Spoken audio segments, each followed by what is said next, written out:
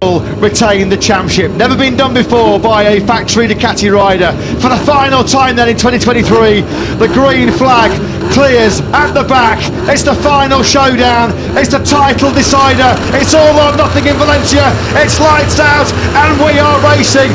Firing away from pole position, the dream star from world champion Pecco Bagnaia. He's going to lead the field into the first corner. The KTMs are side by side on the run down to turn one as well. Martin's had a really good start as well. He's coming through up almost in the second place. He is going to be second as they go into turn two. He's up the inside of Brad Binder. Jorge Martin could not have scripted that much better. Bagnaia though has got the start he wanted. Clear tarmac ahead of him. Just what we want in the title decider, to crash further back down the field. But this is stage set.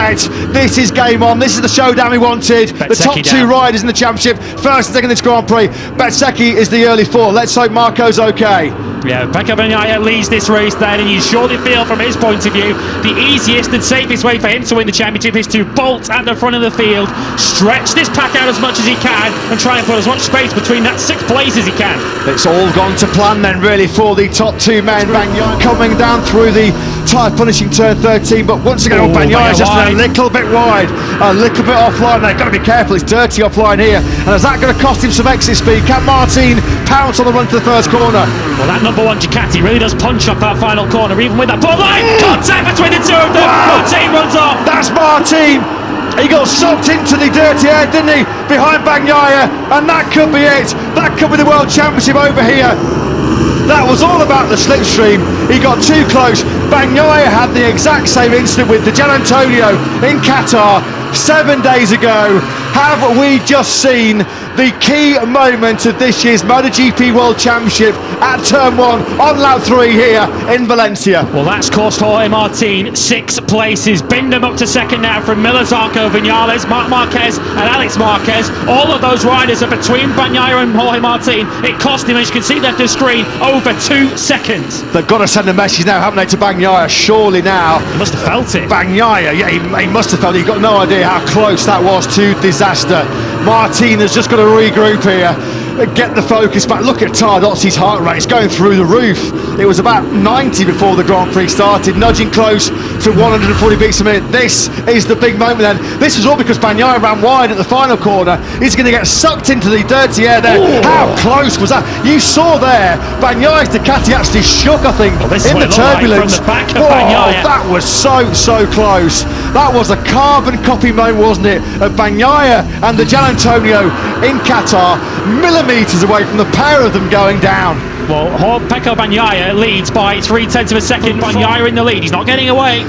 Bagnaia will be breathing a huge sigh of relief if he does win this championship and he sees a replay of that incident at turn 1. Binder now starting to build some relentless pressure on the world champion's rear tyre. That's the championship picture as it stands right now, as Martin working his way firmly back into contention here. On the inside of Maverick Vinales is going to try and tough it out. On the inside they go through turn 5, shaking his head. Maverick Vinales is out there fighting for Aprilia. He's paid the mega bucks by Aprilia to finish on the podium and win Grand Prix. He's not got a Vinales, run a little bit offline. The gap was clearly there. Vinales was going to take it. Zarco and Marquez leaning on each other coming through turn 14. This is certainly playing into hands of the KTMs ahead of them, Binder and Miller. Bagnaia 1:30.607. Miller at the moment is the quickest of the top 3. Yeah, little does Joan Zarco know it, but carving up Marc Marquez is not really helping his teammate Jorge Martin. Is backing this pair up into Martin. Marquez through again on Zarco. You saw the smoke from his boot as Martin picks the opportunity up and goes through on Vinales. This time, that's for keeps. This is MotoGP at its very best, when it's all on the line. The world's best riders going for it. Oh, that's Marquez and Jorge Martin. They've tangled in turn 4, and that is your lot. That is game over.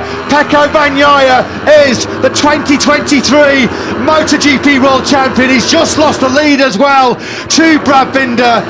Heartache inside the Prima Ducati garage on the biggest day of his life, the biggest day of his career. It's all gone wrong for Martin. He collects Marc Marquez, who gets launched into orbit. That was horrendous for Marc Marquez, and that is it.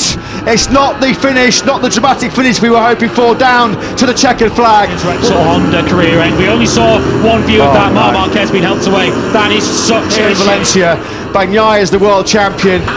Jorge Martin and Prima Ducati have fought an incredible fight. They have been stars, haven't they, on so many occasions in the MotoGP World Championship this year. That's a horrendous incident for Marc Marquez. Let's hope that the 8 times world champion is okay. A painful ending to his illustrious career as a HRC rider.